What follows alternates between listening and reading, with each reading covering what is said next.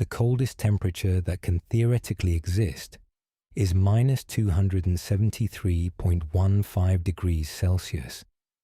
And the average temperature of the universe, the baseline cold of empty space in every direction, sits just 3 degrees above that limit.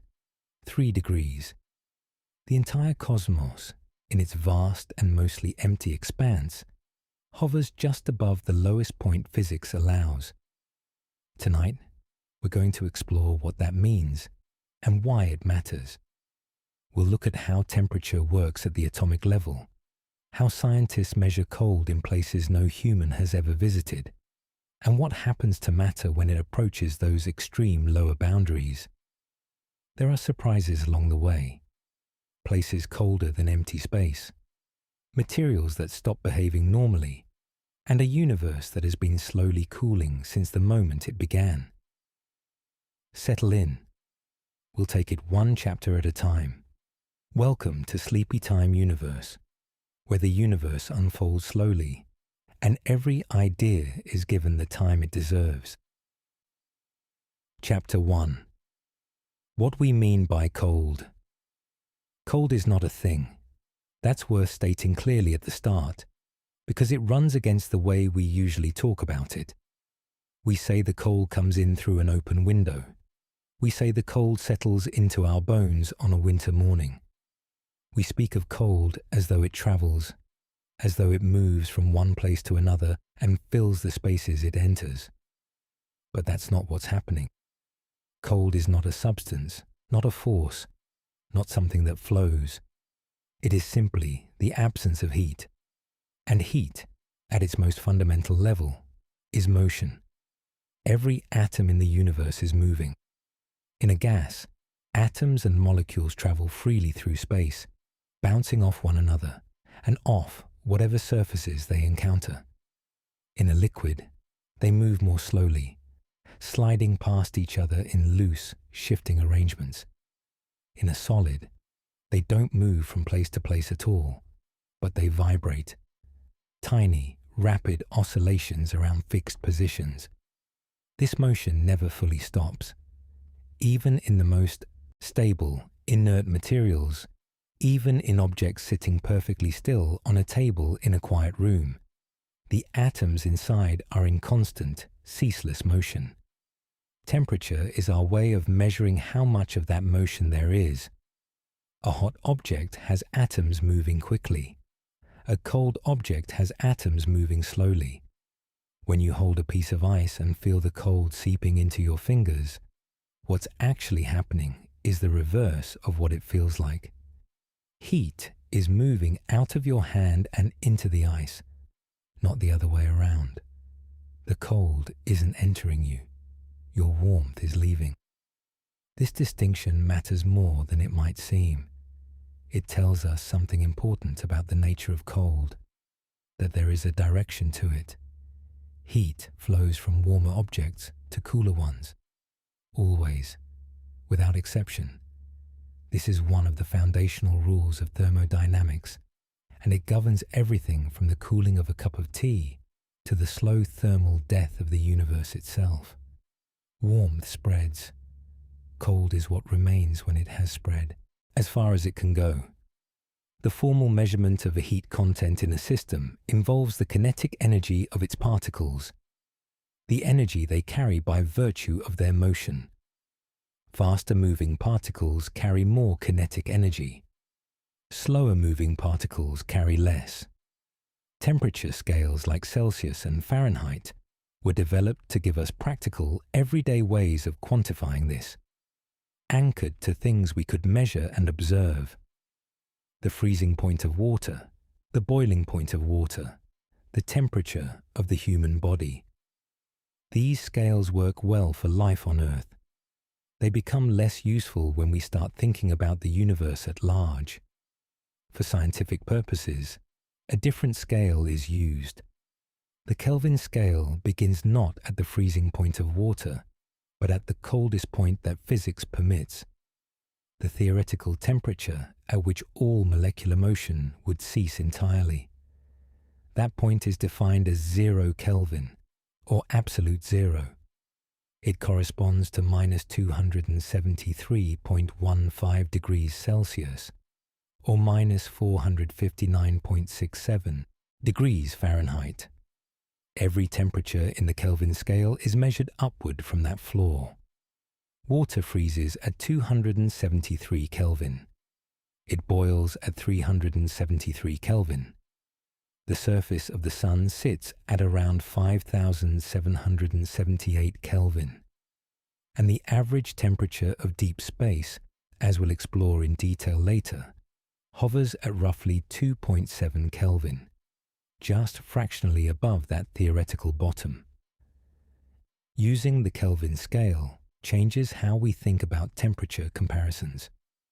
On the Celsius scale, the difference between 0 and 100 degrees feels significant. It spans the entire range from freezing to boiling water. But on the Kelvin scale, that same range represents a relatively modest shift in a scale that extends upward through thousands and millions of degrees. It also puts the extreme cold of space in proper context. When we say that the cosmic background temperature is 2.7 Kelvin, we're saying it sits just 2.7 steps above the absolute floor. That's not a description of mild coldness. That is almost as cold as anything can be. To appreciate what that means in physical terms, it helps to think about what happens to matter as temperature drops. At the temperatures we encounter in everyday life, matter behaves in the ways we expect. Gases expand and contract. Liquids flow. Solids hold their shape. The atoms and molecules in all of these states are moving, vibrating, interacting, performing the kind of ordinary thermal behavior that underlies everything from weather to cooking to the workings of our own bodies. As temperature falls, that behavior begins to change. Gases become harder to compress. Liquids become more viscous. Solids become more brittle. These are familiar effects, the kind of thing anyone who has tried to work with cold machinery on a winter morning has experienced. But these are surface-level changes. The more interesting transformations happen much further down the scale. At a few hundred Kelvin, chemistry begins to slow. The reactions that sustain biological life, the cascade of molecular interactions that make metabolism possible, depend on molecules having enough thermal energy to find and bond with one another. Remove that energy, and the chemistry falters. This is why cold preserves food.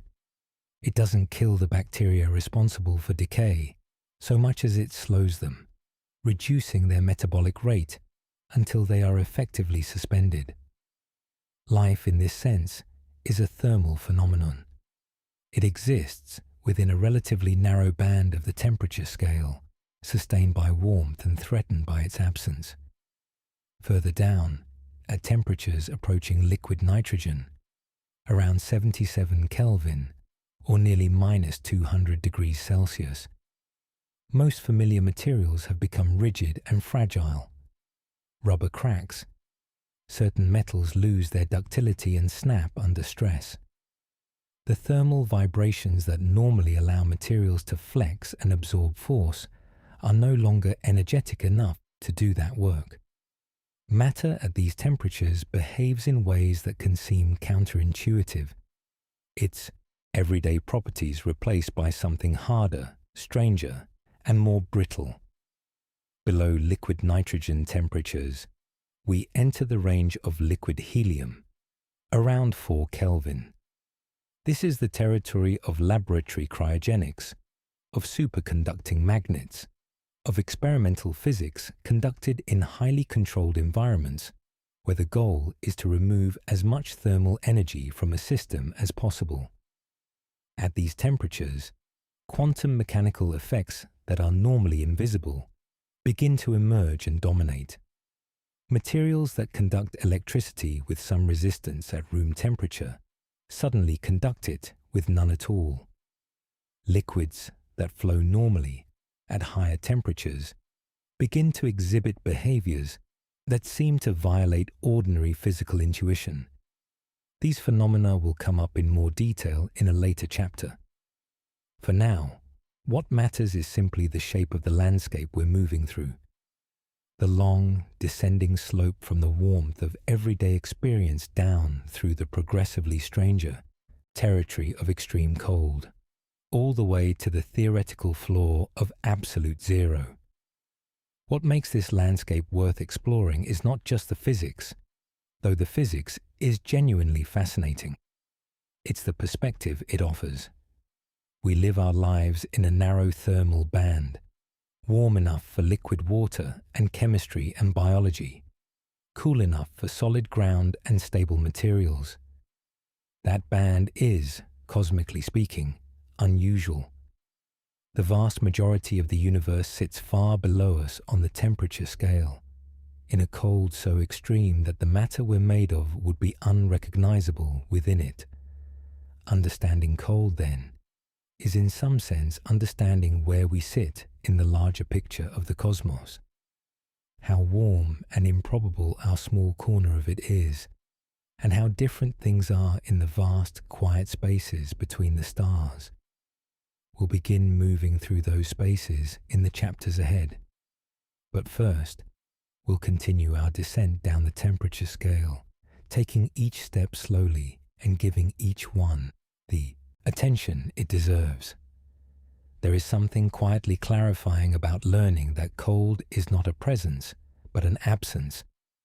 It reframes the way we think about warmth, not as one condition among many, but as the active ingredient, the thing that must be continuously supplied to maintain the states of matter we depend on. A fire doesn't push cold away, it adds heat. A coat doesn't keep cold out. Chapter 2.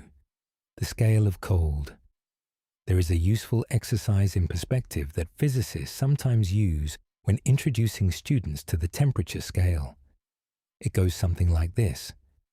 Take the entire range of temperatures that exist in the observable universe, from the coldest known regions of space to the hottest moments in the cores of massive stars, or the conditions that existed fractions of a second after the Big Bang.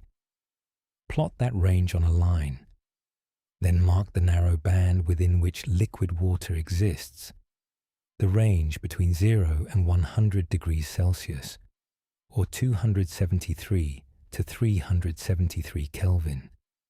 That band, the range within which all known life operates, within which the oceans exist and the weather moves, and the chemistry of biology is possible, occupies a vanishingly small fraction of the total scale. It is a thin sliver near one end of a line that extends almost incomprehensibly far in both directions. We will be moving downward along that line tonight. Not all the way. The upper reaches of the temperature scale, the millions and billions of Kelvin found in stellar cores and particle accelerators, belong to a different journey. Tonight we are descending, and the descent, taken one step at a time, reveals a landscape that becomes progressively stranger and more unfamiliar the further down we go. We begin where most people's intuitive sense of cold begins, with winter. The coldest air temperatures ever recorded on Earth's surface hover around -90 degrees Celsius, measured at research stations in Antarctica during the polar winter. That is 183 Kelvin. At these temperatures, exposed skin freezes within minutes. Metal becomes brittle. Diesel fuel gels. The moisture in exhaled breath freezes before it disperses. Antarctica, at its coldest, is an environment so hostile to human life that survival requires extraordinary preparation, insulation, and shelter. And yet, on the cosmic scale we are building toward, -90 degrees Celsius is not particularly cold. It is cold by the standards of life, but warm by the standards of the universe. Moving further down the scale, we reach the temperatures associated with dry ice, Solid carbon dioxide. Carbon dioxide freezes at minus 78.5 degrees Celsius, or about 194 Kelvin. Dry ice is familiar from laboratories, food transport, and theatrical fog effects. It doesn't melt like water ice. It sublimates, transitioning directly from solid to gas without passing through a liquid phase under normal atmospheric pressure. The fog it produces when exposed to air is not carbon dioxide vapor, but condensed water moisture, chilled by contact with the cold surface. Dry ice is useful precisely because it is colder than water ice and leaves no liquid residue. At minus 78.5 degrees Celsius, most familiar biological processes have long since stopped. The temperatures required for microbial activity, even the hardiest extremophiles, do not extend this far down. Below dry ice, we reach a threshold that marks a significant transition in how cold is produced and used. The liquefaction of gases. Ordinary air, which we breathe and move through without thinking, can be cooled until its components condense into liquid form. Nitrogen, which makes up roughly 78% of Earth's atmosphere, liquefies at minus 195.8 degrees Celsius, 77 Kelvin. Liquid nitrogen is one of the most commonly used cryogenic substances in science and industry. It is cold enough to freeze biological tissue almost instantaneously, which is why it is used in medicine for removing skin lesions, in laboratories for preserving cell cultures, and in research for cooling sensitive equipment. At 77 Kelvin, the world looks and behaves very differently from the one we inhabit. Most organic materials, rubber, plastics, many composites, become rigid and fragile, snapping under stresses they would easily absorb at room temperature. Many metals retain their strength, which is part of why steel is used in cryogenic applications, but others become dangerously brittle. The thermal vibrations that normally allow materials to deform slightly under stress, the microscopic give that prevents fractures, are no longer energetic enough to do that work. At liquid nitrogen temperatures, a rubber ball dropped on a hard floor does not bounce, it shatters. Liquid nitrogen is cold enough to be deeply useful and cold enough to be dangerous if handled carelessly. But it is not, on the scale we are building, anywhere near the bottom. Below nitrogen on the temperature scale lies oxygen, which liquefies at minus 183 degrees Celsius, or 90 Kelvin. Below oxygen lies hydrogen, liquefying at minus 252.9 degrees Celsius, just 20 Kelvin above absolute zero. Liquid hydrogen is used as rocket fuel, valued for the enormous energy released when it combines with liquid oxygen in a combustion reaction. Handling it requires extreme care, not only because of the fire and explosion risk, but because at 20 Kelvin, almost any contact with a warmer surface causes immediate and violent vaporization. And then, below hydrogen, we reach helium. Helium is the second lightest element in the universe, the second most abundant element in the cosmos, and the last substance to liquefy as temperature falls. It remains a gas at temperatures that have long since frozen everything else. It does not solidify under normal atmospheric pressure at any temperature, no matter how low. It remains liquid all the way down to absolute zero, unless placed under significant pressure. Helium liquefies at 4.2 Kelvin, just 4 degrees above the absolute floor. That is minus 268.95 degrees Celsius. It is so cold that the air around an uninsulated container of liquid helium does not merely frost over, it liquefies. oxygen and nitrogen in the surrounding air condense directly onto the surface of the container as liquid droplets, the way water condenses on a cold glass on a humid day, except that what is condensing here is the air itself. Liquid helium is the workhorse of low-temperature physics. It is used to cool the superconducting magnets in MRI machines to the temperatures at which they operate without electrical resistance. It is used in particle accelerators, in quantum computing research, in gravitational wave detectors. Anywhere that extreme cold is required for precision instrumentation, liquid helium is likely involved.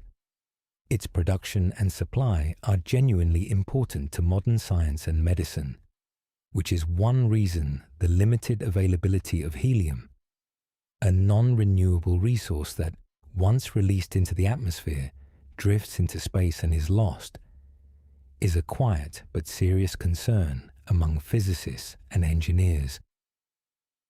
At 4.2 Kelvin, we are standing near the edge of what is practically achievable through the liquefaction of gases alone. To go further, to push temperatures down toward and below 1 Kelvin, requires more sophisticated techniques, dilution refrigerators, which exploit the quantum mechanical properties of helium isotopes to extract heat from a system with extraordinary efficiency, can reach temperatures in the millikelvin range, thousands of a degree above absolute zero. Laser cooling techniques, which use precisely tuned light to slow the motion of individual atoms, can achieve even lower temperatures in carefully controlled experimental settings. Microkelvin, nanokelvin, even picokelvin, in some of the most advanced laboratories in the world. These are not temperatures that exist anywhere naturally.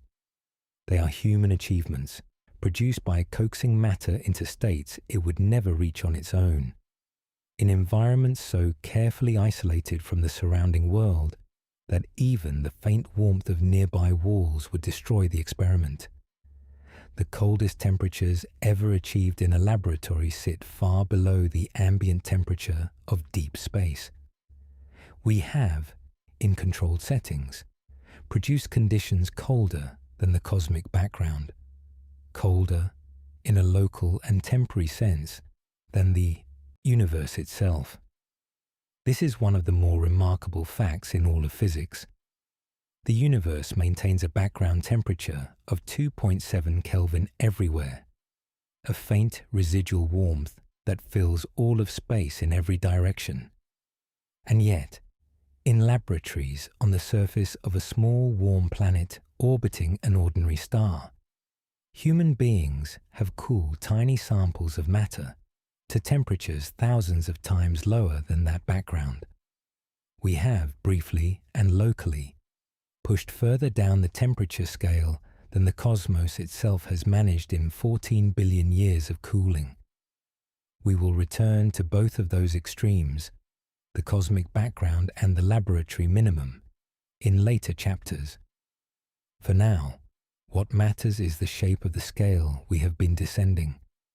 From the Antarctic winter at 183 Kelvin, down through dry ice and liquid nitrogen and liquid oxygen and liquid hydrogen, to liquid helium at 4.2 Kelvin, and then further still into the millikelvin range of advanced cryogenics. The descent is long and the landscape changes at every step. Each threshold we cross reveals new physical behaviors, new properties of matter, new phenomena that have no equivalent in the warm world above. Cold is not simply the absence of something familiar. It is the presence of something genuinely different, a regime in which the rules we know from everyday experience give way to stranger, subtler, and often more beautiful physics. At the very bottom of this scale, just above the point where all motion ceases and the rules of classical physics are replaced entirely by quantum ones, lies absolute zero. We have been approaching it throughout this chapter. In the next, we will arrive. Chapter 3. Absolute Zero. There is a flaw to the temperature scale. Not a practical limit, not a threshold beyond which things become difficult or expensive or technically challenging, but a hard physical boundary, a point defined by the laws of nature themselves, below which nothing can go. That point is absolute zero. It sits at minus 273.15 degrees Celsius, at zero on the Kelvin scale, and it represents something more fundamental than simply a very cold temperature. It represents the complete absence of thermal energy, the point at which matter, if it could reach there, would have given up every last unit of heat it possesses. Understanding what absolute zero actually means requires going back to the picture of temperature we built in Chapter 1. Temperature is molecular motion. Heat is the kinetic energy of particles, the energy they carry by virtue of moving, vibrating, rotating, interacting. A warm object has particles moving quickly. A cold object has particles moving slowly. As an object cools, its particles slow down. Absolute zero is the point at which that slowing reaches its theoretical endpoint, where the motion is reduced to the minimum that the laws of physics permit. That phrase is important. The minimum that the laws of physics permit. Absolute zero is not the point at which all motion stops entirely. That would be the classical picture, and it turns out to be wrong. Quantum mechanics, the framework that governs the behavior of matter at the smallest scales, does not allow particles to be completely still. There is a residual energy that persists even at absolute zero, what physicists call zero-point energy, a consequence of the Heisenberg uncertainty principle, which states that a particle cannot have both a precisely defined position and a precisely defined momentum simultaneously. A particle at rest, with zero momentum, would have a perfectly defined momentum, which is forbidden. So even at the coldest possible temperature, particles retain a small, irreducible flicker of motion. They cannot be fully stopped. They can only approach stillness without ever quite reaching it. This is one of the places where quantum mechanics reveals something genuinely surprising about the nature of reality. The floor of the temperature scale is not a place of perfect stillness. It is a place of minimum motion, as quiet as physics allows, but not silent. There is always something left, a residual hum at the bottom of everything, written into the structure of the universe by the same principles that govern the behavior of electrons in atoms and the stability of matter itself. Absolute zero has never been reached. This is not merely a practical limitation, a question of better technology or more refined technique. There are theoretical reasons to believe it cannot be reached, even in principle. The third law of thermodynamics states that it is impossible to reduce the temperature of any system to absolute zero in a finite number of steps. Every cooling process removes some fraction of the remaining thermal energy, but never all of it. As a system approaches absolute zero, each additional step of cooling becomes progressively harder, requiring more work to extract less energy. The last infinitesimal fraction of thermal energy retreats before you like a horizon, always approachable, never reachable.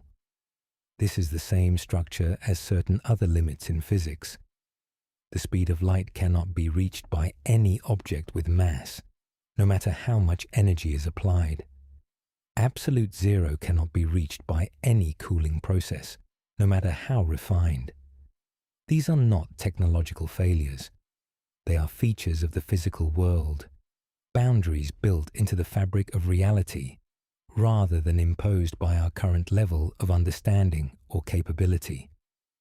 What we can do is get extraordinarily close. As mentioned in the previous chapter, laboratory techniques have achieved temperatures in the picokelvin range, trillionths of a degree above absolute zero. At these temperatures, matter enters states so far removed from everyday experience that describing them requires an entirely new vocabulary.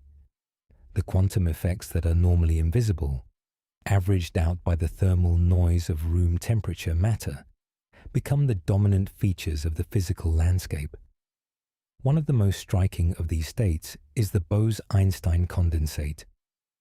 Predicted theoretically by Albert Einstein and the Indian physicist Satyendra Nath Bose in the 1920s, and first created experimentally in 1995.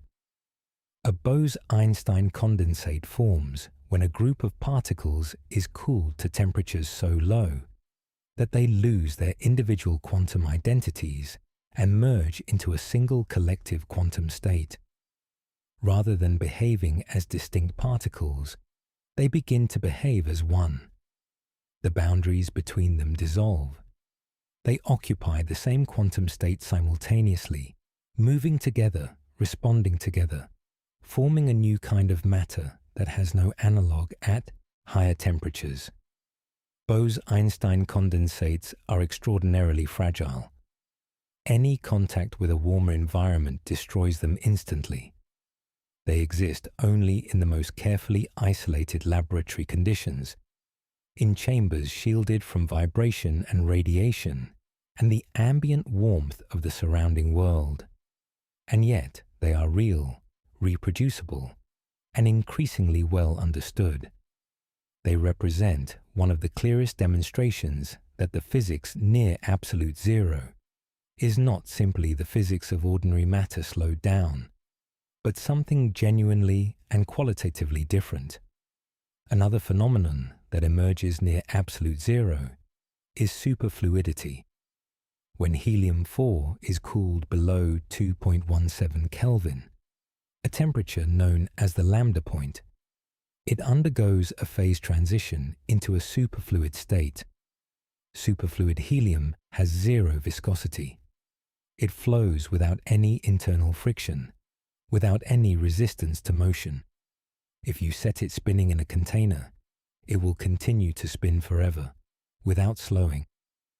If you place it in a container with a small hole, it will flow through that hole regardless of how small it is, creeping up over the walls of its container and dripping out from the bottom in what appears to be a defiance of gravity, but is actually a consequence of its zero viscosity, allowing it to flow along any surface, however thin the film.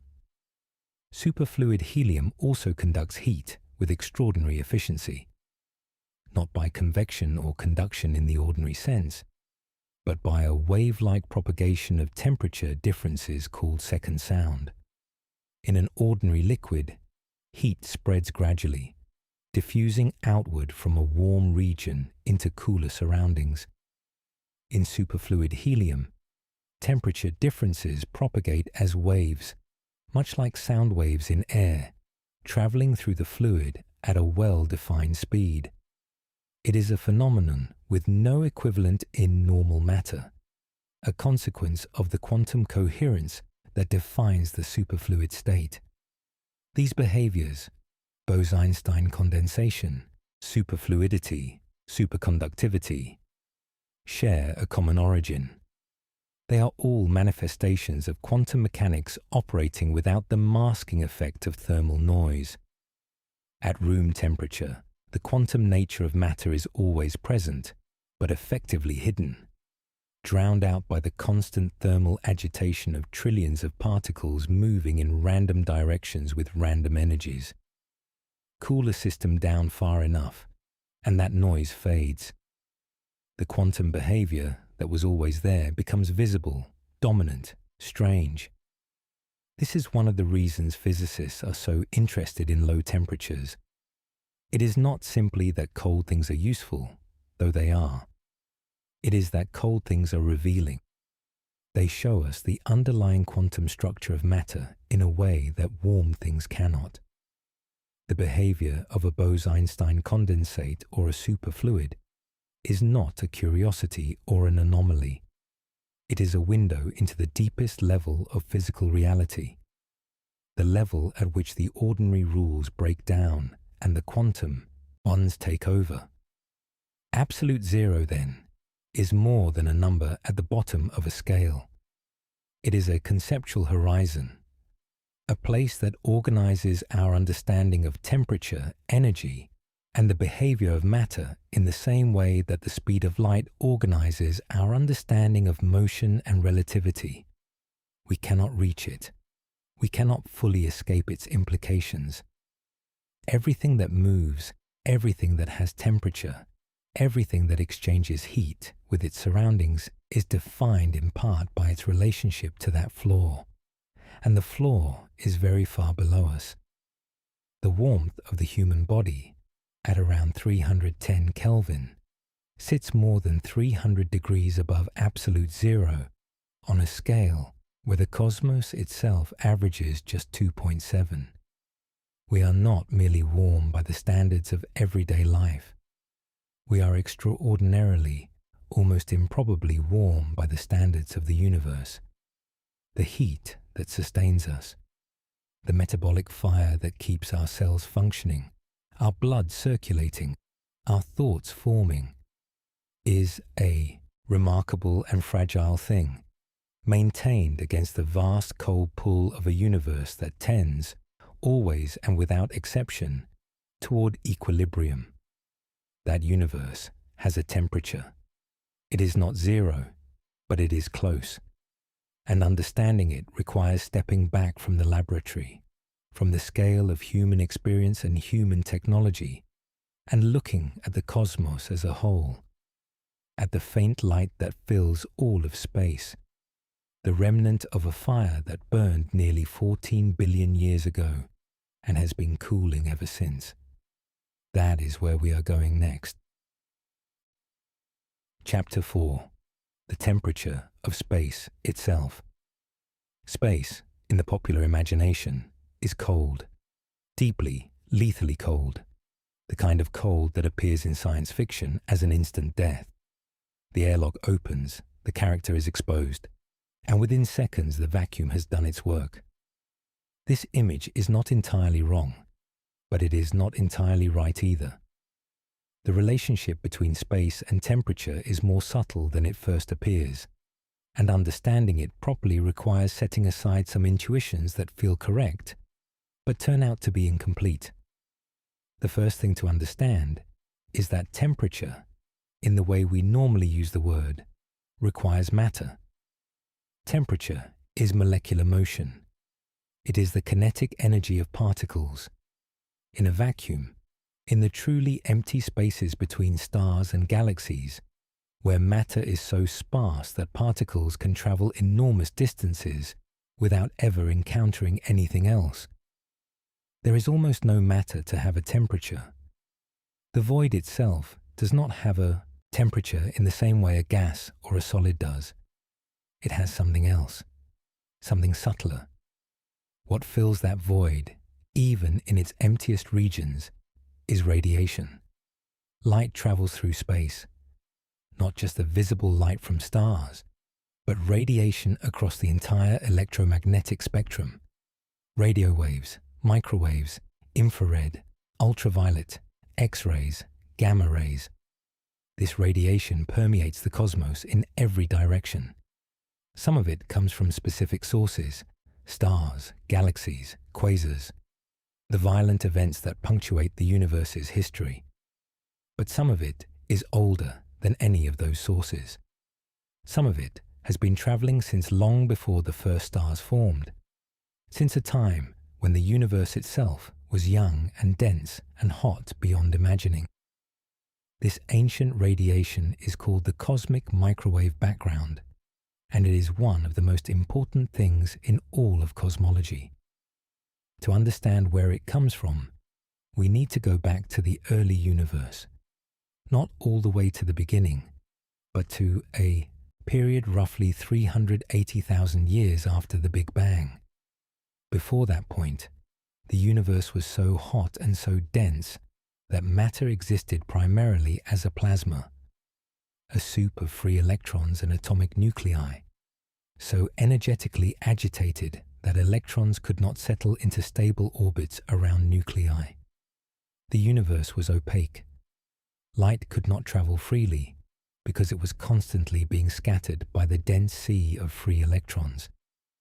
Then, as the universe expanded and cooled, something changed. The temperature dropped to the point where electrons could combine with nuclei to form stable neutral atoms, primarily hydrogen and helium. This event, called recombination, happened relatively quickly on cosmic timescales, and when it happened, the universe became transparent. The photons that had been trapped in the plasma were suddenly free to travel. They streamed outward in every direction, filling all of space with a flood of light. That light is still traveling. It has been traveling for nearly 14 billion years. And in that time, something has happened to it.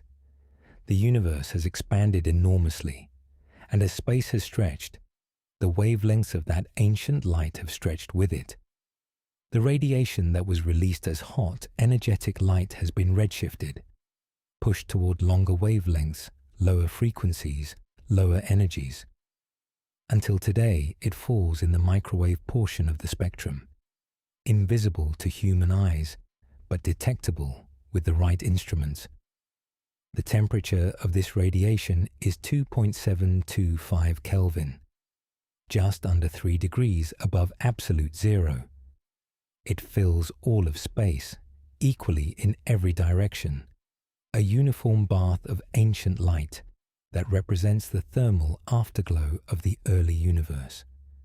Wherever you are in the cosmos, wherever any hypothetical observer might be, they would find themselves immersed in this same faint warmth, this same fossil radiation from a time before stars existed. This is what we mean when we say that space has a temperature. We mean that any object placed in deep space, far from any star or other local heat source, would gradually equilibrate to 2.725 Kelvin. It would absorb this faint background radiation and re-radiate it, settling into a balance point just barely above absolute zero. The void is not perfectly cold. It cannot be, because the cosmic microwave background is everywhere. Space is, in this precise sense, a 2.725 Kelvin environment. It is worth pausing with that number for a moment. 2.725 Kelvin, nearly 14 billion years of expansion and cooling, and this is where the universe has arrived. A temperature so close to absolute zero that the difference, for most practical purposes, is negligible, and yet not zero. The background is still there. The ancient light is still traveling. The warmth of the early universe, diluted across unimaginable distances and timescales, persists as a faint and fading signal that fills all of space in every direction. The cosmic microwave background was first detected in 1965, somewhat by accident, by two radio astronomers at Bell Labs in New Jersey, Arno Penzias and Robert Wilson. They were attempting to use a large horn-shaped antenna to detect faint radio signals, and they kept encountering a persistent uniform noise that appeared no matter where they pointed their instrument. They initially suspected equipment malfunction. They checked their antenna carefully, removing a nest of pigeons that had taken up residence inside it, and cleaning away what they diplomatically described as a white dielectric material. The noise persisted. It was coming from everywhere at once, with equal intensity in every direction. It was, they eventually realized, not noise at all. It was the universe. They had stumbled onto the cosmic microwave background, and in 1978, they were awarded the Nobel Prize in Physics for the discovery. The uniformity of the background is itself deeply significant. The fact that it is almost perfectly equal in every direction tells us something profound about the early universe, that the conditions at the moment of recombination were extraordinarily smooth and homogeneous, with only the faintest variations in density and temperature from one region to another. Those faint variations, tiny ripples in the otherwise uniform background, have been mapped with extraordinary precision by a series of space-based observatories, most recently the Planck satellite. They encode information about the composition, geometry, and history of the universe that cosmologists are still working to fully extract and understand. But for our purposes tonight, what matters most is the simpler point. Space has a temperature. It is 2.725 Kelvin, and that temperature is a direct inheritance from the earliest period of cosmic history, a faint, cooling echo of the heat that once filled everything, still present after nearly 14 billion years, still measurable, still real. This is, when you sit with it, a remarkable thing to contemplate. The warmth you feel from a fire, the heat of sunlight on your skin, the metabolic warmth of your own body. All of these are local, temporary concentrations of energy in a universe that is, overall, almost incomprehensibly cold. The background is always there, just below the threshold of ordinary sensation, a reminder of how cold the baseline really is, and how unusual the warmth we inhabit truly is. In the chapters ahead, we will move from this universal background into specific places: the surfaces of moons, the shadows of craters, the interiors of cold nebulae. We will find temperatures that dip below even the cosmic background, in regions where local conditions have pushed the cold further than the universe itself has managed. And we will find temperatures that rise dramatically above it, in places where energy concentrates and matter heats in ways that produce environments as alien as the deep cold, just in the opposite direction. But the background is the baseline. It is the temperature from which everything else is measured, the floor of the universe's thermal landscape, just fractionally above the absolute floor of physics itself. For now, let that settle. The universe is 2.725 Kelvin. Almost everything in it, in the vast stretches of empty space between the galaxies, hovers just above that number. And the ancient light that establishes that temperature has been traveling since before the Earth existed, since before the sun ignited, since before the first stars formed out of the cooling gas of the early cosmos. It is still traveling now. It will be traveling long after everything we know has changed beyond recognition. A faint, patient warmth, crossing the universe at the speed of light, carrying the memory of a fire that burned nearly 14 billion years ago. Chapter 5. Sunlight and Shadow in Space. There is a common assumption that space is uniformly cold, that once you leave the atmosphere, temperature becomes a single, stable thing, hovering near that cosmic background of 2.725 Kelvin we explored in the last chapter. The reality is considerably more interesting. In the inner solar system, temperature is not uniform at all. It is wildly, dramatically variable, swinging across hundreds of degrees depending on one simple factor: whether you are in sunlight or in shadow. The reason for this comes back to something we established early on. Temperature is the result of energy exchange. On Earth, that exchange is mediated by the atmosphere. Air carries heat from warm places to cool ones. Wind redistributes temperature across the surface. The oceans store and release heat slowly, moderating the difference between day and night, between equator and pole. The result is a planet whose surface temperature, while variable, stays within a range that feels relatively stable by cosmic standards. In space, there is no air. There is no medium to carry heat from one place to another by convection. The only way energy moves is by radiation, electromagnetic waves traveling at the speed of light. And radiation is ruthlessly directional. It comes from the sun. It travels in straight lines, and whatever it strikes is warmed. Whatever lies in shadow receives almost none of it.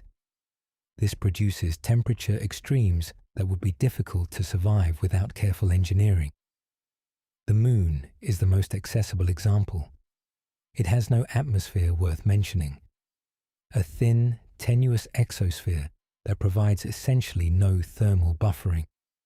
Its surface is exposed directly to the sun during the lunar day, which lasts approximately 2 weeks.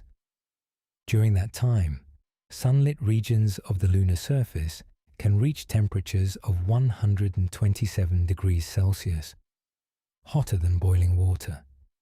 Then the sun sets, and the 2-week lunar night begins. With no atmosphere to retain the heat, the surface radiates it away into space rapidly. By the end of the lunar night, surface temperatures in some regions drop to around minus 173 degrees Celsius, a swing of 300 degrees between day and night, on a world just a few 100,000 kilometers from where you are sitting now. This is not unique to the moon. It is a feature of any airless body in the inner solar system. Mercury, despite being the closest planet to the sun, has a surface that drops to minus 180 degrees Celsius on its night side, colder than many places much further from the sun, precisely because it has almost no atmosphere to moderate the temperature difference. Its day side, by contrast, reaches over 430 degrees Celsius. The contrast on Mercury is even more extreme than on the moon, a consequence of its slow rotation, its proximity to the sun, and its near total lack of atmospheric insulation. The practical implications of this for spacecraft design are significant and not always immediately obvious. A spacecraft in orbit around the Earth or traveling through the inner solar system is not in danger of freezing to death in the cold of space. It is in danger of overheating on its sunlit side, while simultaneously freezing on its shadowed side. Managing this thermal differential, keeping instruments, fuel systems, and electronics within their operating temperature ranges, is one of the central engineering challenges of spaceflight. Early spacecraft designers discovered this quickly. The first satellites and probes faced unexpected thermal problems as different surfaces heated and cooled unevenly, causing structural stresses and equipment failures. The solution, developed over decades of refinement, involves a combination of insulation, reflective surfaces, heaters, heat pipes, and careful orientation control. Many spacecraft are slowly rotated during cruise phases of their missions, a technique sometimes called barbecue mode, to ensure that no single surface receives prolonged solar exposure, while another freezes in permanent shadow. The International Space Station, orbiting Earth at an altitude of roughly 400 kilometers, experiences 16 sunrises and sunsets every 24 hours as it completes each orbit in about 90 minutes. Its external surfaces swing between approximately minus 157 degrees Celsius in shadow and 121 degrees Celsius in full sunlight during each orbit. The station's thermal control system uses ammonia as a coolant, circulating it through external radiators to dump excess heat into space, while heaters prevent critical systems from dropping too far in shadow. It is a continuous balancing act, performed automatically by systems that the crew rarely needs to think about, but that are essential to the station's survival. The geometry of sunlight and shadow in space also creates some surprising local environments. Permanently shadowed regions, areas that never receive direct sunlight due to the angle of a body's rotation axis and the geometry of its terrain, can maintain extraordinarily low temperatures indefinitely. On the Moon, deep craters near the poles have floors that have not seen direct sunlight for billions of years. Because there is no atmosphere to carry heat into these regions, they are among the coldest places in the inner solar system. Measurements from spacecraft have recorded temperatures in some of these permanently shadowed craters as low as -247 degrees Celsius, just 26 Kelvin, colder than the surface of Pluto. These cold traps are scientifically significant for a reason beyond their temperature. Cold things retain volatile materials. Water ice, carbon dioxide, ammonia, and other compounds that would sublimate and escape from warmer surfaces can persist indefinitely in permanently shadowed regions.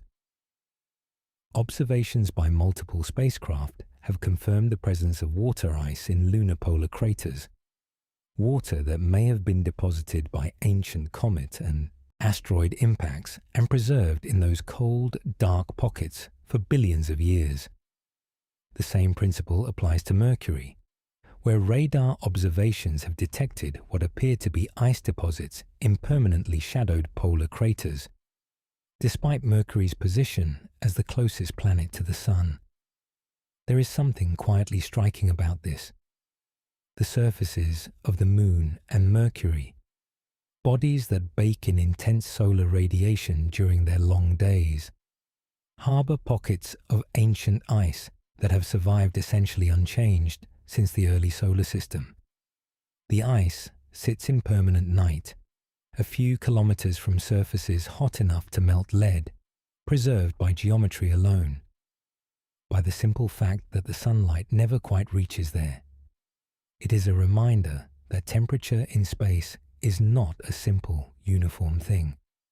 It is a consequence of local conditions, of angles and distances, and the presence or absence of a single overhead light source. Move a few meters from sunlight into shadow on the lunar surface, and the temperature difference is not a few degrees. It is hundreds of degrees. The sun-drenched surface and the permanent shadow of a nearby crater exist in the same world, under the same sky, separated by a distance you could walk across in moments, and yet thermally, they are almost incomprehensibly far apart. In the next chapter, we move outward through the solar system, away from the relatively intense radiation of the inner planets and into the deeper, colder regions where sunlight fades and the background cold of space begins to dominate. The further we travel from the sun, the more the temperature of space settles toward that cosmic baseline, and the stranger and more extreme the cold becomes. Chapter 6. The coldest places in the solar system. Beyond the inner planets, the solar system opens into something vast and progressively colder. The warmth of the sun, so dominant on Mercury and the Moon, fades with distance according to a precise mathematical relationship. Every time you double your distance from the sun, the intensity of sunlight drops to 1/4 of what it was. By the time you reach Jupiter, sunlight is already 25 times weaker than it is at Earth. By Neptune, it is 900 times weaker. And beyond Neptune, in the cold outer reaches of the solar system, the sun is little more than a bright star, still the brightest object in the sky, but no longer a meaningful source of warmth. This gradient of fading sunlight produces a corresponding gradient of falling temperatures. The further you travel from the sun, the more the local thermal environment converges toward the cosmic background. The surfaces of the outer planets and their moons are cold in a way that the Moon and Mercury, despite their dramatic temperature swings, are not. The cold of the outer solar system is not the cold of shadow. It is the cold of distance, a pervasive, stable, ambient cold that exists whether you are in sunlight or not, because even direct sunlight out there carries almost no thermal energy worth speaking of. Let us travel outward, slowly, and take the temperature of each place we pass through. Mars sits at roughly 1.5 times Earth's distance from the Sun. Its thin atmosphere, about 1% the density of Earth's, provides some thermal buffering, but not much. Surface temperatures on Mars range from about -125 degrees Celsius at the poles in winter to a relatively mild -5 degrees Celsius on a summer afternoon near the equator. The poles themselves are covered in a mixture of water ice and carbon dioxide ice, dry ice, that expands and contracts with the seasons as carbon dioxide freezes out of the atmosphere in winter and sublimes back into it in spring. Mars is cold by human standards, but it is not yet in the regime of truly extreme cold. A well-insulated person on the Martian equator at noon might find the temperature merely uncomfortable rather than immediately lethal. Jupiter is a different matter entirely. Its cloud tops, the uppermost visible layer of its atmosphere, sit at around -145 degrees Celsius. Jupiter has no solid surface to speak of, so temperature on Jupiter is a function of altitude rather than location on a surface. Deeper in the atmosphere, temperatures rise as pressure increases, and somewhere deep within the planet the conditions become extraordinarily hot. But the face Jupiter presents to the universe, the cloud-banded surface visible through a telescope, is bitterly cold. Its moons vary. Io, the innermost large moon and the most volcanically active body in the solar system, has surface temperatures that average around -130 degrees Celsius, with dramatic local variations near its volcanic vents. Europa, covered in a smooth shell of water ice, averages around -160 degrees Celsius at its equator and drops further at its poles. Saturn, further out, is colder still. Its cloud tops average around -178 degrees Celsius. Its moon Titan, the only moon in the solar system with a thick atmosphere, has a surface temperature of approximately -179 degrees Celsius, cold enough that the methane and ethane that exist as gases on Earth are liquids on Titan's surface. Titan has lakes and rivers and rain, just not of water. Its precipitation is liquid methane, falling from clouds of methane and ethane into lakes that sit placidly under an orange haze. It is one of the most alien landscapes in the solar system, and its temperature places it in a regime where chemistry still happens, but chemistry of a very different kind from anything we know on Earth. Beyond Saturn lies Uranus, with cloud-top temperatures around -216 degrees Celsius. Then Neptune, the furthest of the 8 planets, at roughly -214 degrees Celsius at its cloud tops.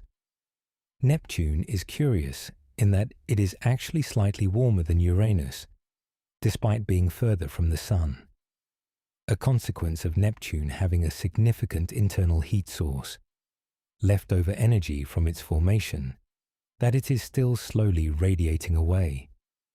Uranus, anomalously, appears to lack this internal heat, making it one of the few planets that is almost entirely dependent on sunlight for whatever warmth it has. At Neptune's distance, that sunlight is so faint that the distinction barely matters. And then, beyond Neptune, we reach the realm of the dwarf planets and the scattered bodies of the outer solar system. Pluto, reclassified as a dwarf planet in 2006, but no less fascinating for that, orbits the Sun at an average distance of about 40 times Earth's distance. Its surface temperature averages around minus 229 degrees Celsius, 44 Kelvin. At this temperature, nitrogen, which makes up most of Pluto's thin atmosphere, freezes directly onto the surface as ice. The New Horizons spacecraft, which flew past Pluto in 2015, revealed a world of unexpected complexity. Mountain ranges of water ice, vast plains of nitrogen ice, a thin atmosphere that expands slightly when Pluto is closer to the Sun in its elliptical orbit and collapses back onto the surface as it moves further away. At minus 229 degrees Celsius, the surface of Pluto is cold enough that the chemistry familiar from Earth's environment has long since ceased to be relevant. What persists there is geology, slow, cold, nitrogen ice geology, operating on timescales far longer than anything biological. Further out still lies Triton, the largest moon of Neptune, and one of the coldest measured surfaces in the solar system. Triton is unusual in several respects.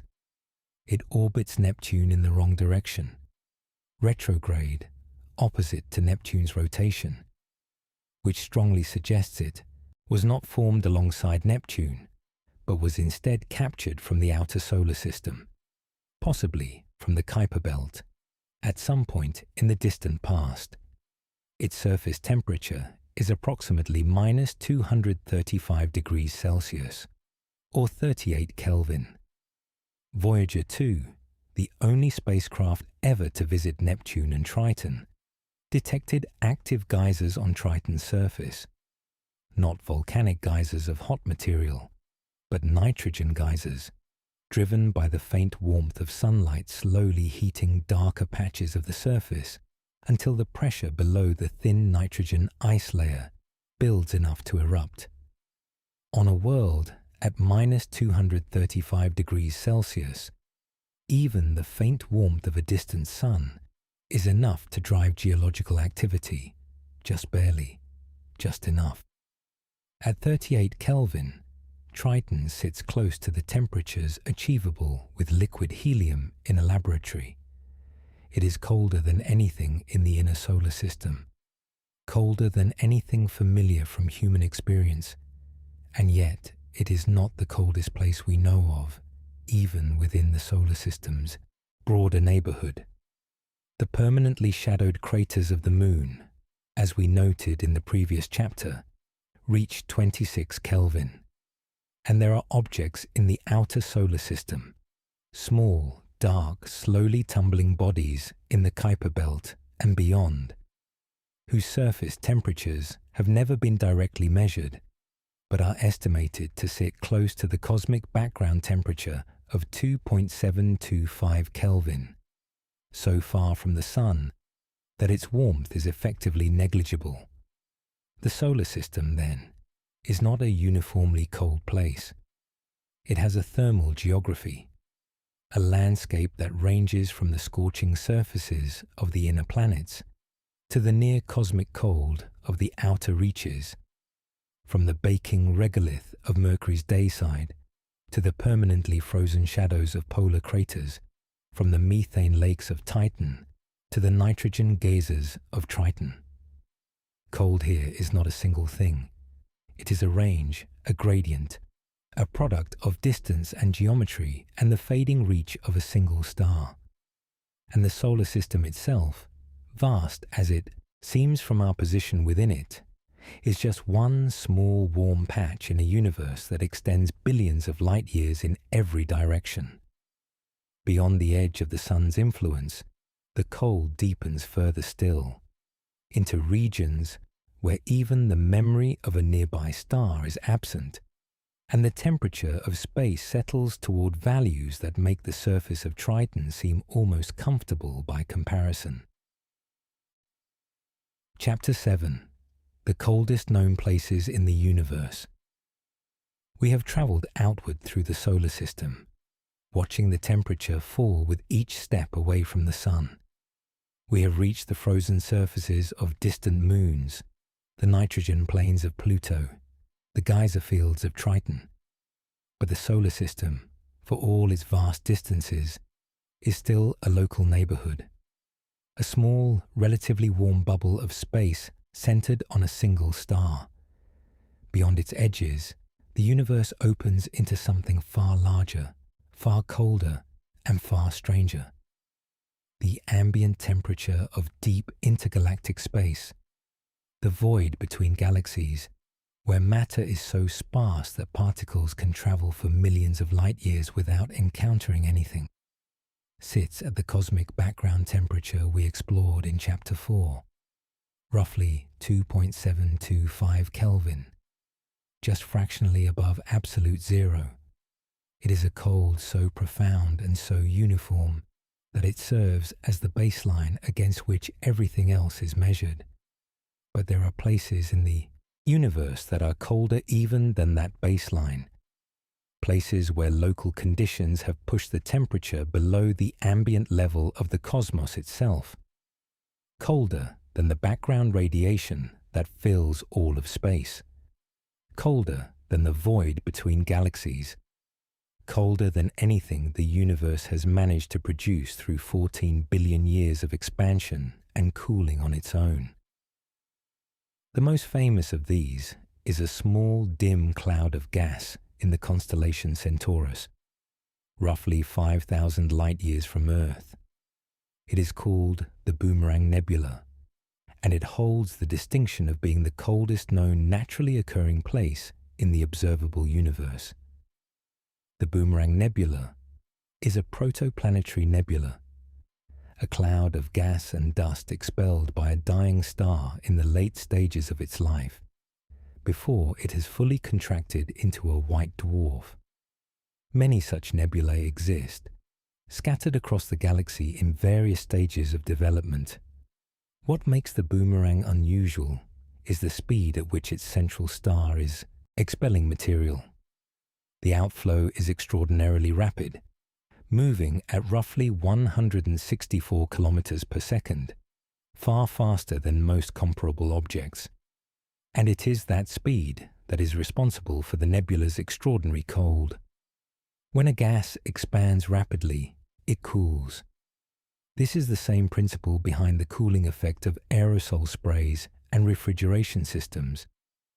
A gas forced through a small opening into a larger volume drops in temperature as it expands.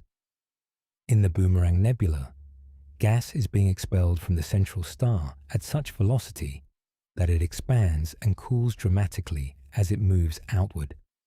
The result is a temperature of approximately 1 Kelvin, 1 degree above absolute zero, colder than the cosmic microwave background, colder than the ambient temperature of the void of intergalactic space. The Boomerang Nebula is not merely cold by cosmic standards. It is colder than the universe itself. This is a striking fact, worth sitting with for a moment. The universe, in its vast and mostly empty expanse, maintains a background temperature of 2.725 Kelvin. The Boomerang Nebula sits at 1 Kelvin. It is being cooled below the ambient temperature of space by its own internal dynamics, by the physics of rapidly expanding gas stealing thermal energy from its surroundings. In a universe that has been cooling for nearly 14 billion years and has only managed to reach 2.725 Kelvin, a single dying star has, through the mechanics of rapid outflow, achieved something colder. The Boomerang Nebula was first observed in detail by the Hubble Space Telescope in the 1990s, which revealed its distinctive asymmetric shape, the unevenness that gave it its name. Subsequent radio telescope observations confirmed its extraordinary temperature. It remains, as far as current observations can determine, the coldest known object of natural origin in the universe. But the Boomerang Nebula is not the only cold place worth knowing about. The universe contains a variety of environments where temperature drops well below the cosmic average, each for its own reasons. Cold molecular clouds are among the most common. These are vast regions of gas and dust, primarily hydrogen, with traces of other molecules that exist throughout galaxies, concentrated along the spiral arms where star formation is most active. The temperature inside a cold molecular cloud typically ranges from about 10 to 30 Kelvin. They are dark, dense by interstellar standards, and extraordinarily cold. Their coldness is part of what makes them significant. Cold gas is slow gas, and slow gas can accumulate under gravity without the thermal pressure that would otherwise push it apart.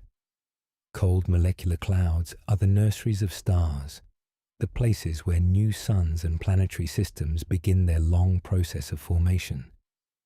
We will return to them in Chapter 11. The voids between galaxy clusters, the largest empty regions in the universe, stretching hundreds of millions of light years across, are thought to be among the coldest regions of the cosmos by volume.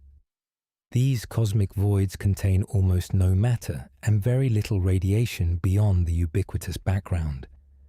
Their temperature sits very close to the cosmic microwave background, with almost nothing to raise it above that baseline. They are the closest thing the universe has to true emptiness, and their temperature reflects that emptiness, as close to the cosmic floor as any large-scale region we know of. There are also cold, dark regions within galaxies themselves, pockets of interstellar space shielded from the radiation of nearby stars by clouds of intervening dust and gas. In these shielded regions, temperatures can drop to 10 Kelvin or below, cold enough that some molecules begin to freeze out of the gas phase and coat the surfaces of dust grains with thin layers of ice. Water ice, carbon dioxide ice, carbon monoxide ice. These frozen molecular coatings on interstellar dust grains are common throughout the cold regions of galaxies, and they play an important role in the chemistry of star and planet formation. The coldest known place produced by human technology, as noted in Chapter 3, sits far below any of these natural environments, in the picokelvin range, trillionths of a degree above absolute zero, achieved in highly specialized laboratories on Earth. But those temperatures exist only in microscopic samples for brief periods, in conditions of extraordinary isolation. The natural cold of the universe operates at a different scale, spread across light years, persisting for millions of years, shaping the large-scale structure of galaxies and the formation of stars. There is something deeply calming about contemplating the cold regions of the universe. The Boomerang Nebula drifting silently through the constellation Centaurus, colder than the void around it, lit faintly by its dying central star. The cold molecular clouds threading through the spiral arms of galaxies, slow and dark and patient, waiting for the gentle accumulation of gravity to begin the long process of making something new. The cosmic voids, vast and empty and almost perfectly cold, occupying more of the universe's volume than all the galaxies combined. These places are not desolate in the way the word might first suggest. They are, in their own way, full of potential, full of slowly unfolding processes, full of the patient physics of cold matter waiting for the conditions that will transform it into something else entirely. The Boomerang Nebula will not remain the coldest place forever. Its central star will continue to evolve. The outflow will slow. The nebula will warm gradually as the expansion that drives its cooling eventually loses momentum and the background radiation asserts itself. Cold, even at its most extreme, is not permanent. It is a condition, a phase, a moment in a longer story. The universe cools, but it also creates islands of warmth and light and complexity scattered through the cold. Burning for a time, before they too give way to the longer, slower drift toward equilibrium.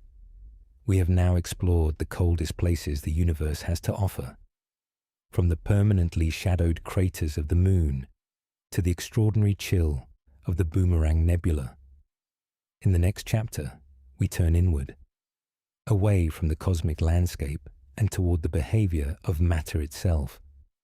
What happens, physically and chemically, when things get this cold? What does extreme cold do to the stuff the universe is made of? That is where we are going next. Chapter 8. How cold affects matter. We have spent several chapters moving through the cold places of the universe, mapping temperatures, visiting frozen moons and dying nebulae, building a sense of the scale involved. Now we turn to a different kind of question. Not where is it cold, but what does cold actually do? What happens to matter, to the physical stuff of the universe? As temperature falls toward those extreme lower limits we have been exploring, the short answer is that matter becomes something different. Not just slower, not just more rigid, but genuinely, qualitatively different. The rules that govern its behavior change. Properties that seem fixed and fundamental at ordinary temperatures turn out to be temperature dependent. And near absolute zero, some of the most counterintuitive and beautiful phenomena in all of physics emerge from the cold like patterns hidden in a landscape that only become visible from a certain distance. We touched on some of these in Chapter 3. Here we will go into them more carefully and more slowly. The first and most familiar effect of falling temperature is a change in physical state. Matter moves from gas to liquid to solid as thermal energy is removed.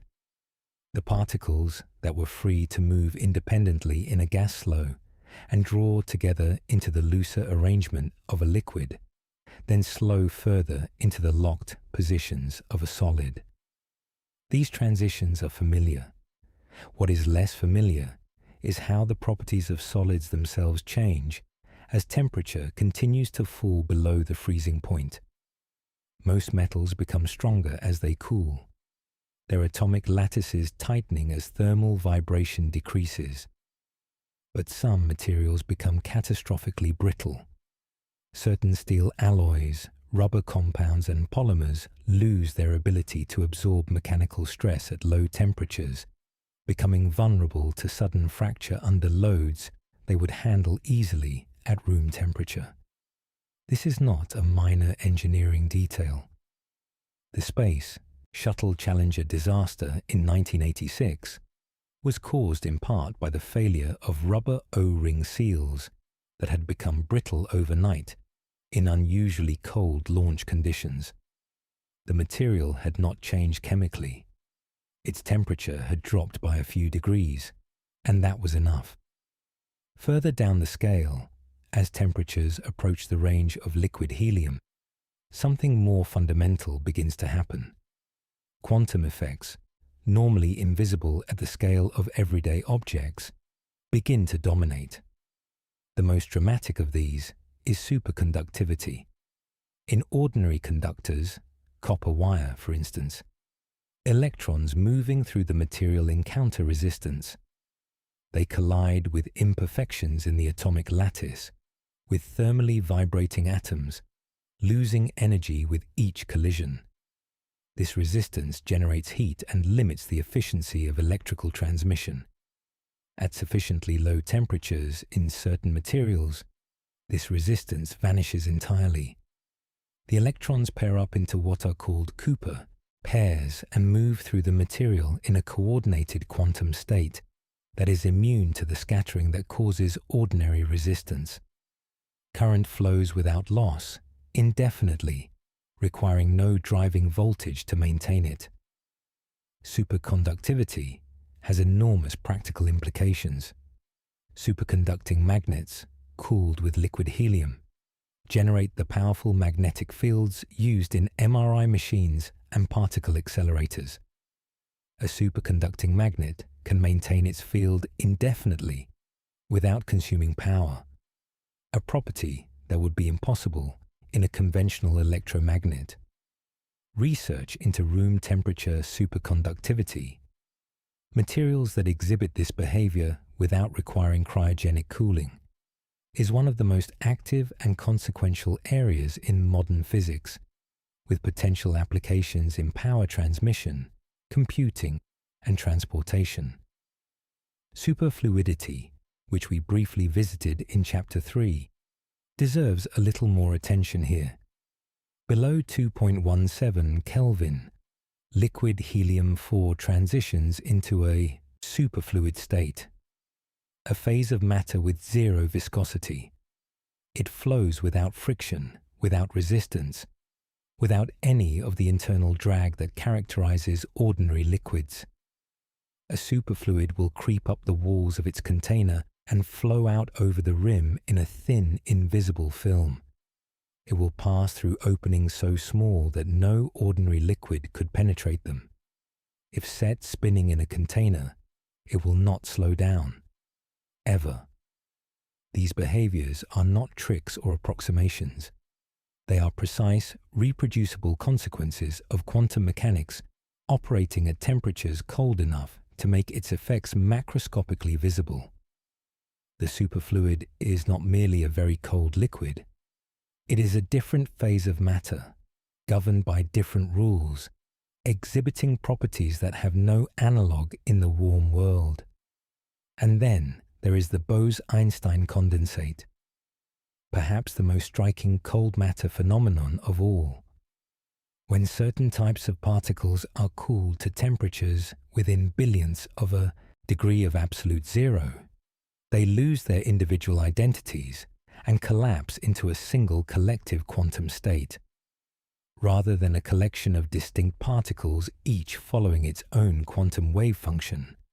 A Bose-Einstein condensate is a single quantum object, a macroscopic expression of quantum behavior, visible to instruments, and in some cases even to the naked eye. First predicted in the 1920s, and first created in a laboratory in 1995, Bose-Einstein condensates have since become important tools in precision measurement, quantum computing research, and fundamental physics. They are extraordinarily sensitive to external disturbances, a property that makes them useful for detecting gravitational waves, measuring tiny accelerations, and probing the foundations of quantum theory. Cold, in all of these cases, is not simply the removal of energy, it is the removal of noise. At room temperature, the thermal agitation of trillions of particles masks the underlying quantum behavior of matter. Cool a system down far enough, and the noise fades.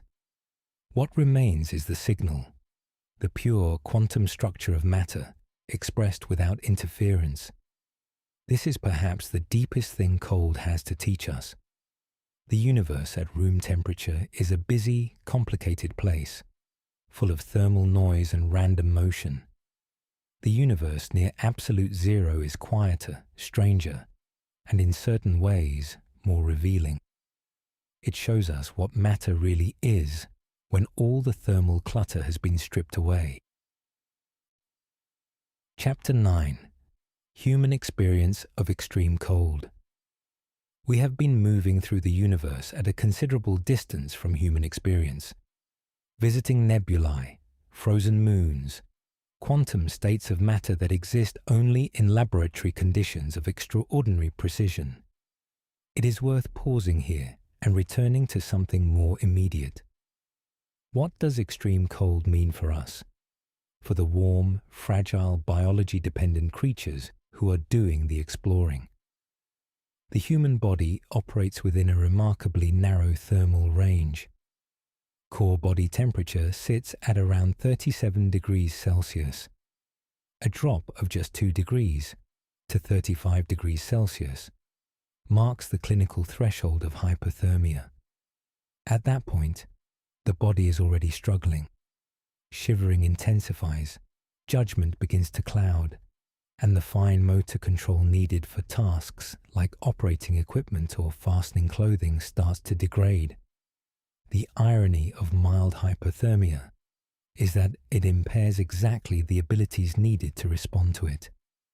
At 32 degrees Celsius, core temperature, shivering often stops. This is not a sign of recovery. It is a sign that the body has exhausted the muscular energy available for heat generation and is beginning to surrender. Confusion deepens. Coordination fails. The person affected may feel, paradoxically, warm, a well-documented phenomenon in which the misfiring of thermal regulation produces a sensation of heat in a body that is dangerously cold. Some hypothermia victims have been found having removed their clothing, a behavior called paradoxical undressing, a final misleading signal from a nervous system that is shutting down. Below 28 degrees Celsius, the heart becomes vulnerable to arrhythmia. Below 20 degrees Celsius, most people lose consciousness. The heart may stop, and yet, remarkably, people have been resuscitated after core temperatures this low, sometimes lower. The cold that endangers also, in certain circumstances, preserves. A cold body consumes oxygen more slowly than a warm one. Brain. Cells that would die within minutes of oxygen deprivation at normal temperature can survive considerably longer when cold. This has led to the deliberate use of therapeutic hypothermia in medicine. Controlled cooling of patients after cardiac arrest or brain injury to reduce metabolic demand and give the body time to recover. The cold that kills and the cold that preserves are the same cold, deployed differently, at different rates, under different conditions. Beyond the physiology, there is the physics of cold exposure in space specifically. This is a different problem from hypothermia in an earthly environment. In space, the absence of atmosphere changes the thermal picture entirely. A person exposed to vacuum would not freeze instantly, as popular imagery suggests. The primary immediate danger is not cold, but the vacuum itself. The absence of pressure causing dissolved gases in the blood to bubble, and the lack of oxygen causing rapid loss of consciousness. Cooling, paradoxically, would be relatively slow. Without air to conduct heat away from the body, the only mechanism for heat loss is radiation, which is far less efficient than convection. An unprotected person in space would lose heat slowly enough that cold, on its own, would not be the immediate cause of death. This does not mean cold is irrelevant to space exploration.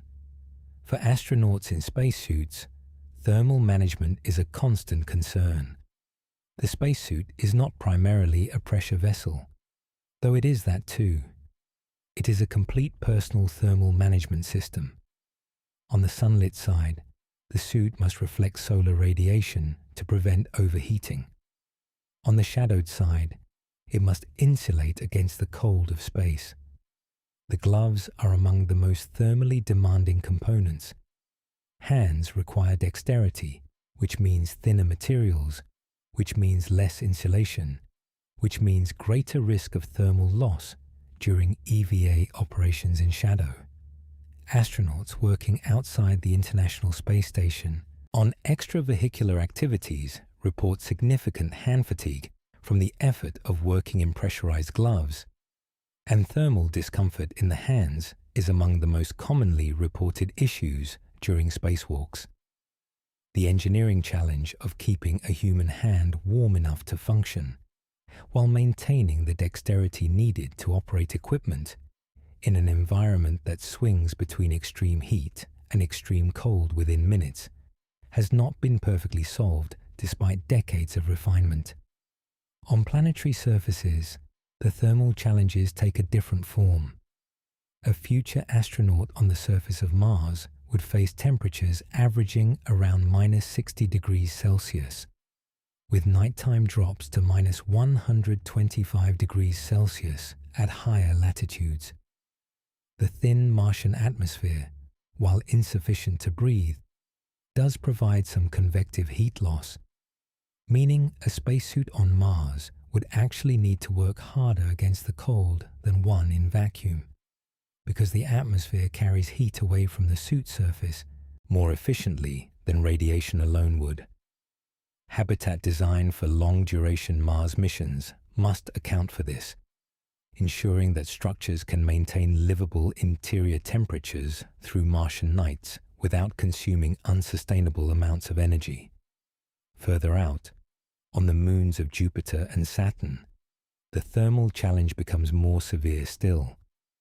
A surface habitat on Europa, with its average temperature of minus 160 degrees Celsius, would require continuous heating against a cold so profound that the engineering margins become extremely tight. Every seal, every cable, every mechanism must function reliably at temperatures that destroy most ordinary materials. Cold, from the human perspective, is ultimately a problem of energy. Staying warm requires a continuous supply of heat, from metabolism, from external sources, from carefully designed systems that slow the loss of that heat to the surrounding environment. In space, maintaining that supply against the cold of the cosmos is one of the defining engineering challenges of human exploration beyond Earth. The universe is cold. We are not. And the distance between those two facts must be bridged continuously and carefully by every system that keeps human beings alive beyond the atmosphere. Chapter 10.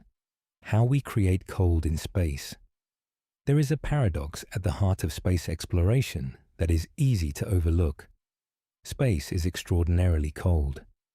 And yet, one of the most persistent engineering challenges of operating in space is managing heat, getting rid of it, redirecting it, preventing it from building up in systems that would fail if they ran too warm.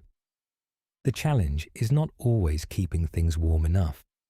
It is often keeping things cool enough. This seems counterintuitive until you remember what we established early in this journey. Heat moves by conduction, convection, and radiation. In the vacuum of space, conduction and convection are largely absent. There is no air to carry heat away from a warm surface. The only mechanism available is radiation. And radiation, while effective over long timescales, is far slower at removing heat than the convective cooling we rely on unconsciously every day. Every electronic component, every motor, every human body aboard a spacecraft generates heat continuously. Without a way to remove it, that heat accumulates. This is why spacecraft are not designed simply to survive the cold of space. They are designed to manage their own internal heat, to collect it, move it, and radiate it away through carefully engineered surfaces before it builds to damaging levels. The basic tool for this is the heat pipe. A heat pipe is a sealed tube containing a small amount of working fluid, often ammonia in spacecraft applications. At the warm end, the fluid absorbs heat and vaporizes. The vapor travels to the cool end of the pipe, where it condenses and releases its heat. The liquid then returns to the warm end through a wick structure, driven by capillary action, and the cycle repeats. Heat pipes require no moving parts, no pumps, no power input. They are passive, reliable, and extraordinarily efficient at moving heat from where it is generated to where it can be radiated away. Larger spacecraft use active thermal control systems, pumped fluid loops that carry heat from internal components to external radiator panels. The International Space Station's thermal control system circulates ammonia through a network of external radiators covering hundreds of square meters. Those radiators face away from the sun, allowing them to emit heat as infrared radiation into the cold of space. The system runs continuously, day and night, maintaining the interior of the station within the temperature range that humans and electronics can tolerate. But thermal management in space is not only about removing heat.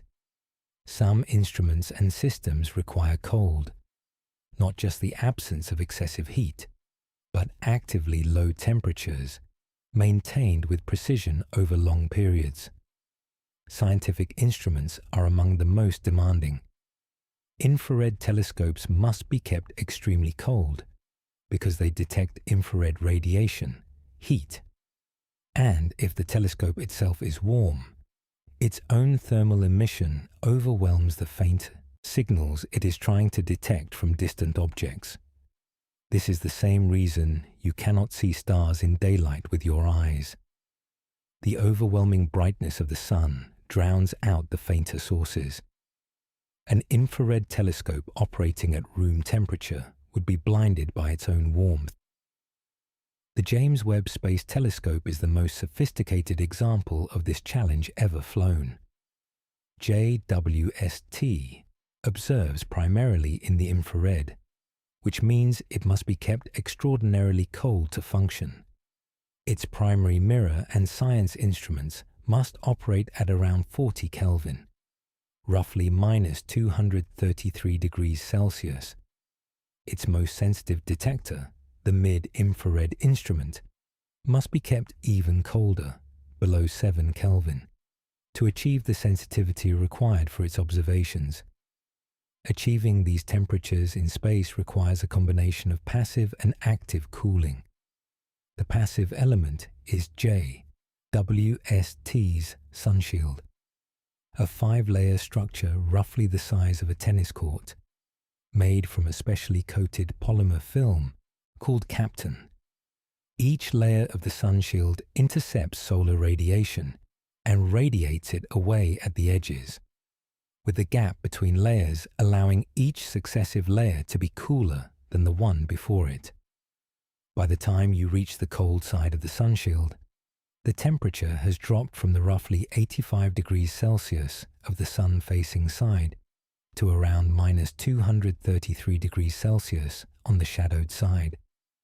A drop of more than 300 degrees achieved entirely passively, with no power input, simply through careful geometry and material selection. The mid-infrared instrument's additional cooling, below 7 Kelvin, is achieved by a mechanical cryocooler, a device that compresses and expands a working gas in a carefully controlled cycle to pump heat out of the detector and deposit it somewhere warmer. Cryocoolers of this kind are remarkable pieces of engineering, operating continuously in the thermal and radiation environment of deep space, maintaining temperatures colder than the surface of Pluto inside a detector the size of a small box.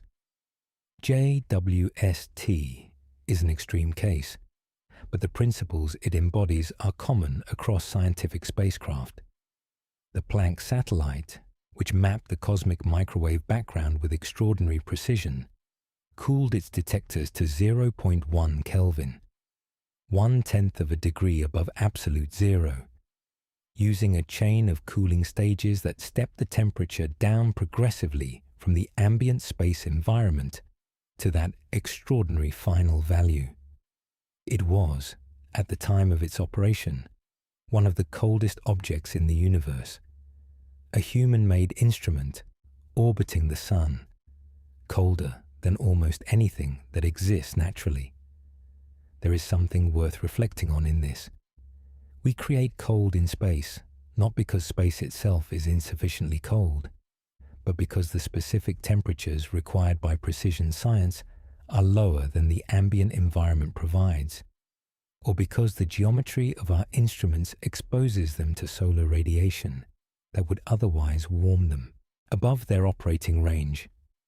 We carry cold with us, engineer it carefully, maintain it against the constant pressure of solar radiation and internal heat generation.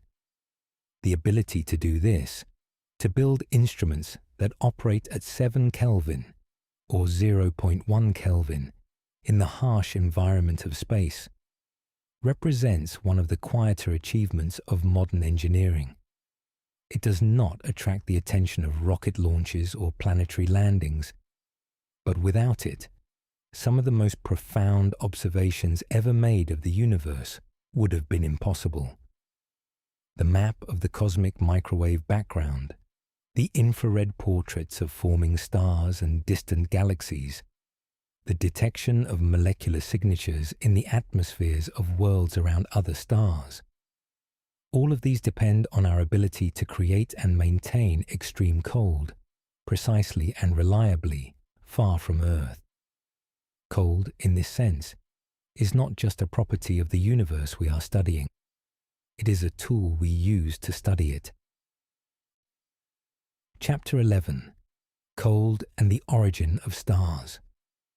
There is a tendency to associate the birth of stars with heat, with fire and violence and the dramatic compression of matter under gravity until nuclear fusion ignites and a new sun blazes into existence. That association is not wrong. The end of the process is indeed extraordinarily hot, but the beginning is cold, profoundly, essentially cold. Without cold, stars do not form. Cold is not the opposite of stellar creation. It is its precondition. To understand why, we need to think about the interstellar medium, the gas and dust that fills the spaces between stars within a galaxy. This material is not uniformly distributed. It exists in a range of phases, from hot tenuous plasma to warm neutral gas to cold dense clouds, each phase occupying different regions and maintained by different balances of heating and cooling. The coldest and densest of these phases are the molecular clouds, vast accumulations of gas, primarily hydrogen in molecular form, laced with dust and trace amounts of more complex molecules. Molecular clouds are dark. They absorb the light of stars behind them, rather than emitting their own, which is why they appear as dark patches against the bright background of the Milky Way. They are cold, typically between 10 and 30 Kelvin, and they are the places where stars are born. The reason cold is essential to star formation comes down to a competition between two forces. Gravity pulls matter together. Thermal pressure pushes it apart. A cloud of gas at high temperature has fast-moving particles generating significant outward pressure, and gravity must work harder to overcome that pressure and cause the cloud to collapse. A cold cloud has slow-moving particles, low thermal pressure, and gravity finds it much easier to gain the upper hand. There is a specific threshold, called the Jeans mass, after the British physicist James Jeans, who first calculated it in the early 20th century, below which a cloud of given temperature and density will resist gravitational collapse, and above which it will succumb to it. The colder the cloud, the lower the Jeans mass, the smaller the amount of material that needs to accumulate before gravity can begin to win. Cold clouds fragment into smaller and smaller collapsing regions, each one eventually becoming a protostar. This fragmentation is why stars tend to form not individually, but in clusters. A large cold molecular cloud does not collapse into a single object. It breaks apart into many smaller regions, each collapsing on its own timeline, producing groups of stars that are born roughly together from the same parent cloud. The stars of the Pleiades cluster, visible on a clear night as a tight grouping of blue-white points of light, were born this way, from the same cold molecular cloud, several 100 million years ago. The process of collapse itself takes a long time by human standards. A molecular cloud fragment might take millions of years to contract from its initial diffuse state into a dense protostellar core. During the early stages of collapse, the cloud remains cold, it is able to radiate away the energy released by the infall, keeping its temperature low and allowing the collapse to continue. It is only when the core becomes dense enough to trap its own radiation, when it becomes opaque, that the temperature begins to rise significantly. At that point, the collapse slows, the core heats, and the long process of becoming a star begins in earnest. The dust mixed into the cold molecular cloud plays a subtle but important role in this process. Dust grains radiate thermal energy efficiently, helping to keep the cloud cold during the early stages of collapse. They also provide surfaces on which molecules can form. Hydrogen molecules, water ice, carbon monoxide, and more complex organic compounds assemble on the surfaces of cold dust grains in ways that would not be possible in the gas phase alone. The chemistry of cold dust surfaces in molecular clouds is one of the more active areas of astrochemistry, revealing an unexpected richness of molecular complexity in some of the coldest and most apparently simple environments in the galaxy. When a protostar eventually ignites and begins to radiate energy, it heats the surrounding cloud material. The cold gas and dust that fed its formation are warmed, dispersed, driven away by the radiation pressure and stellar winds of the newborn star. The conditions that allowed the star to form are destroyed by the star's own existence. A kind of irreversibility is built into the process. Cold enables creation, and creation ends the cold. The leftover material, the gas and dust that did not fall into the protostar, forms a rotating disk around the young star. This protoplanetary disk is also cold in its outer regions, cold enough that water and other volatile compounds freeze onto dust grains, creating the solid building blocks from which planets eventually assemble. The boundary in a protoplanetary disk, beyond which water freezes, is called the snow line, and it plays a significant role in determining what kinds of planets form where. Inside the snow line, only rocky materials can condense, leading to the formation of rocky terrestrial planets. Outside it, ice is available as a building material, allowing larger solid cores to accumulate and eventually capture the gas that makes giant planets. Our own solar system reflects this. The 4 inner planets are rocky. The 4 outer planets are giants, their large solid cores built in part from the ice available beyond the snow line of the young sun. The cold of the outer protoplanetary disk, billions of years ago, shaped the architecture of the system we inhabit today. Cold, then, is not merely a passive backdrop to the story of stellar and planetary formation. It is an active ingredient. It enables the gravitational collapse that makes stars. It regulates the fragmentation that determines how many stars form and how large they are. It shapes the chemistry of the material from which planets assemble. The universe creates warmth and light and complexity through a process that begins always in the cold. There is something quietly beautiful about that. The stars that warm planets, that make life possible, that light up the night sky. All of them began in the dark, in the cold, in the patient stillness of a molecular cloud drifting slowly through the galaxy. Cold is not the enemy of creation.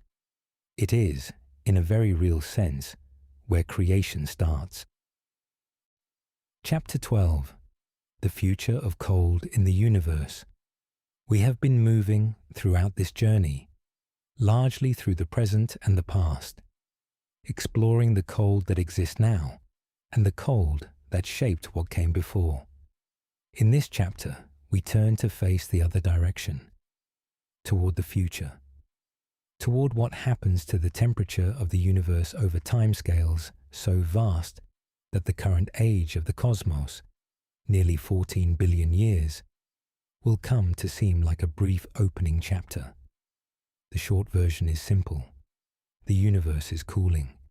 It has been cooling since the moment it began, and it will continue cooling for far longer than it has already existed. The question is not whether it will get colder.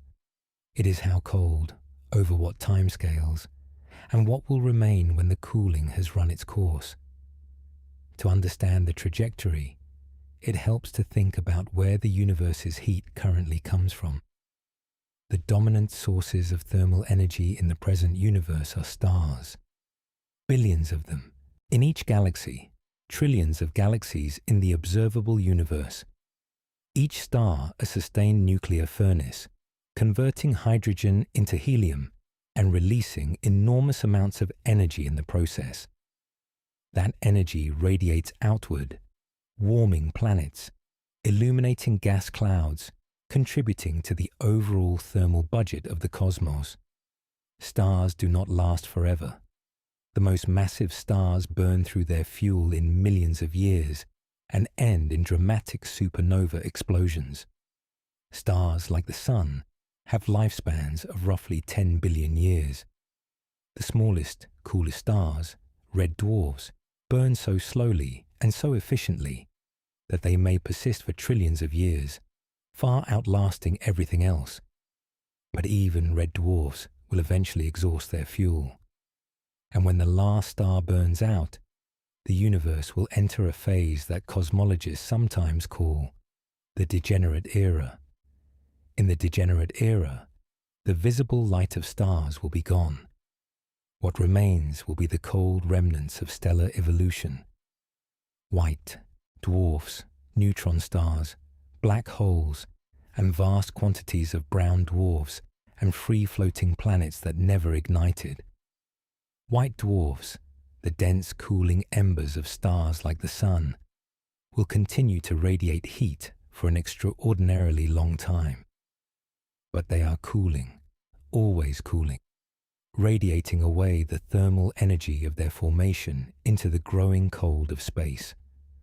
Over timescales of quadrillions of years, they will fade from white to yellow to orange to red to a final invisible black, what astronomers call black dwarfs. Objects so cold, they emit essentially no radiation at all. No black dwarf is thought to exist yet.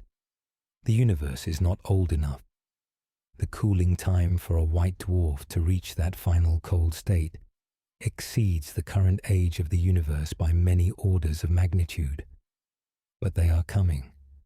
A future population of cold, dark, stellar remnants drifting through an increasingly empty and increasingly cold cosmos. Black holes will outlast even the white dwarfs. They do, not cool in the conventional sense. They have no surface to radiate from in the ordinary way, but they are not permanent either. Stephen Hawking's theoretical work in the 1970s showed that black holes slowly emit radiation through a quantum mechanical process, now called Hawking radiation. This emission is extraordinarily slow. For a black hole of stellar mass, the timescale for complete evaporation through Hawking radiation exceeds the current age of the universe by an almost incomprehensible factor. But it is real, and it means that black holes too will eventually dissipate, leaving behind only a faint burst of radiation and, ultimately, nothing. When the last black hole has evaporated, the universe will have entered what is sometimes called the dark era. Matter as we know it, atoms, molecules, solid objects, may itself be unstable over sufficiently long timescales. Some theories predict that protons, the stable building blocks of atomic nuclei, will eventually decay into lighter particles over timescales of perhaps 10 to the power of 34 years. If proton decay occurs, then the last remaining matter will slowly dissolve, leaving a universe containing only photons, neutrinos, and the fading products of black hole evaporation.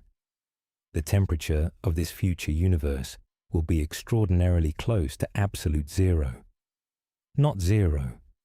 The universe will likely never reach absolute zero, for the same thermodynamic reasons that prevent any finite cooling process from reaching it. But it will be cold beyond any meaningful comparison with the temperatures we have been exploring tonight. The cosmic microwave background, currently at 2.725 Kelvin, will continue to cool as the universe expands. At double the current size of the universe, it will be half as warm. At 10 times the size, 1/10 as warm. The background temperature falls in proportion to the expansion, and the expansion shows no sign of stopping. This is the heat death of the universe. Concept that sounds dramatic but is in practice the quietest possible ending.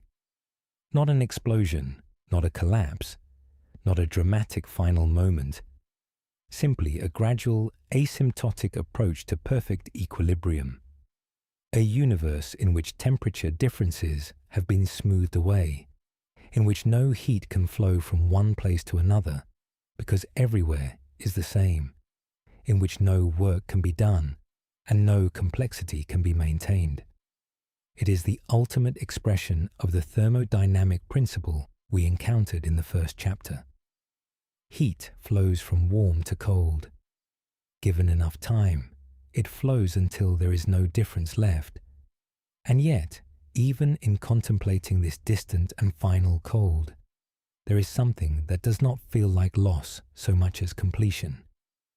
The universe began hot and dense and simple.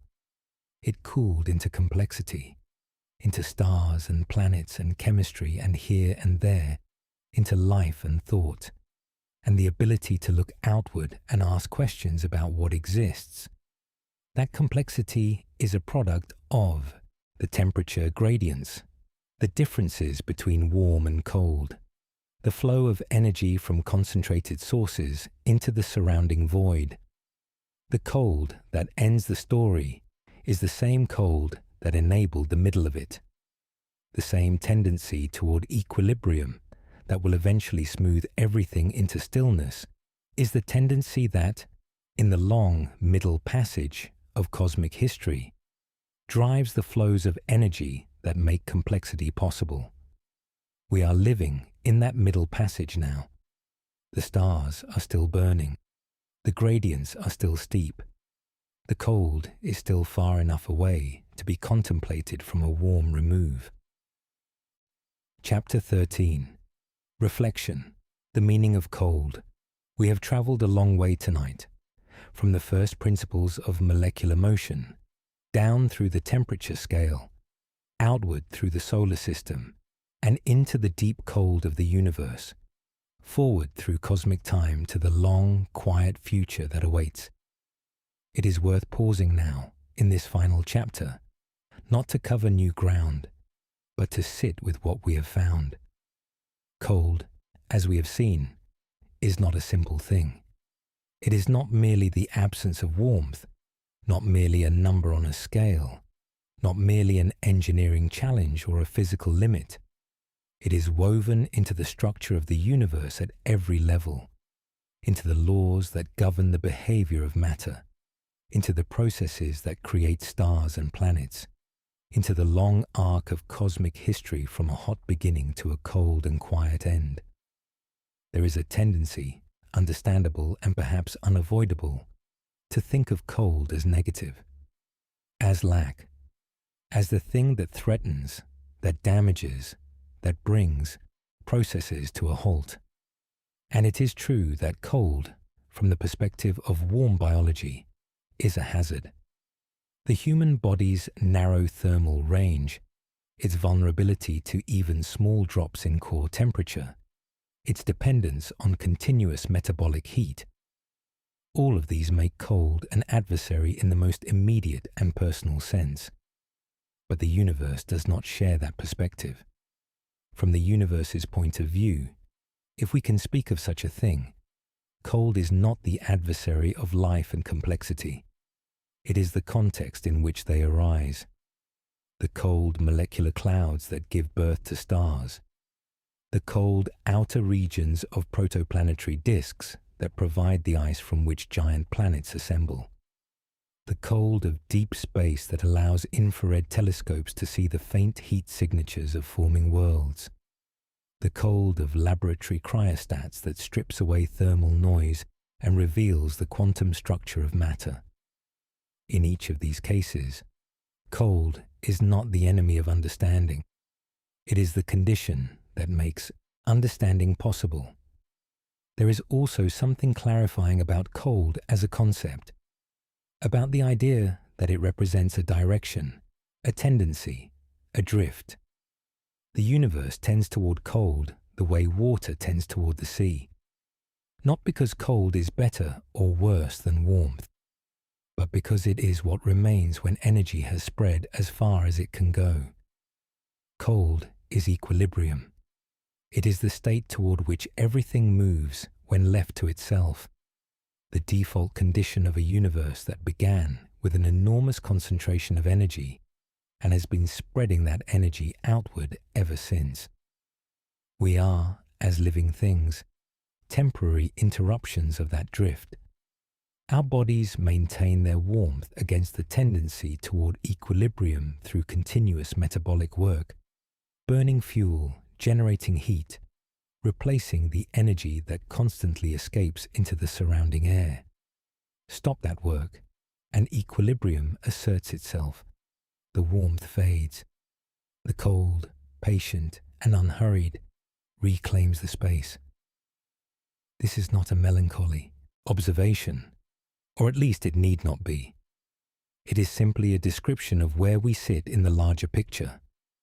We exist in a universe that is mostly cold and growing colder, and we are warm within it, briefly, locally, improbably warm.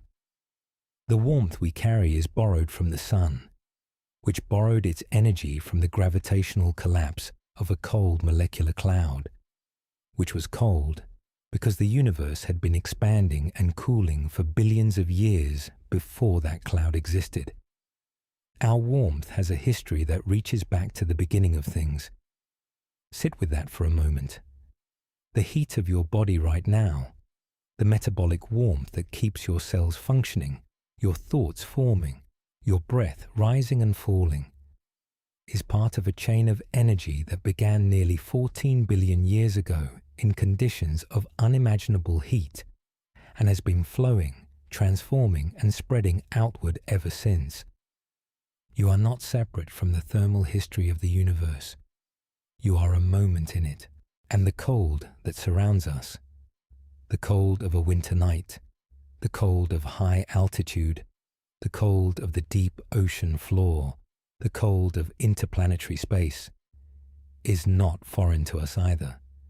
It is the same universe, seen from a different position on the temperature scale. The same atoms, the same physical laws, the same drift toward equilibrium. Just further along, there is a quietness to cold that language has always recognized. We speak of cold silences, cold distances, the cold of deep space as a kind of profound stillness. This is not merely metaphor. At low temperatures, matter really does become quieter. The thermal noise that normally masks the underlying quantum structure fades. The random agitation of particles slows, and what remains is something closer to the fundamental nature of things. Cold strips away the surface and reveals the structure beneath. Perhaps that is one reason why contemplating the cold of the universe feels, for many people, not frightening, but calming. It is not the cold of hostility or indifference.